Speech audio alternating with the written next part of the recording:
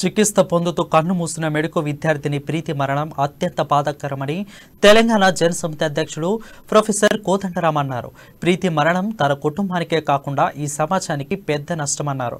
ప్రీతి లేని లోటును ఎవరు తీర్చలేరని ఈ సందర్భంగా ఆమె కుటుంబంకు సభ్యులకు ప్రగాఢ సానుభూతి తెలియజేశారు. ప్రీతిది ఆత్మహత్య కాదని ఇది ముమ్మాటికి హత్య అని అన్నారు.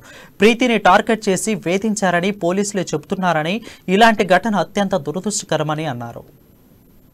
జనసమితి తరఫున నిజానికి ఇది మరణం అనటానికి చావు అనటానికి వీల్లేదు.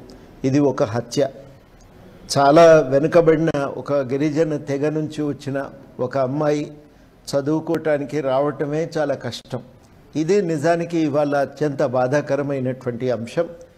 ఈ రకంగా వెనుకబడిన తరగతులకు సంబంధించిన పిల్లల్ని టార్గెట్ చేస్తున్నారు. ఎస్సీలు, బీసీలు, ఎస్టీలు ఈ అమ్మాయిలను టార్గెట్ చేయటం అనేది అత్యంత దురదృష్టకరమైన సందర్భం. ఇది చాలా ప్రజాస్వామిక అనాగరికమైనటువంటి ధోరణి.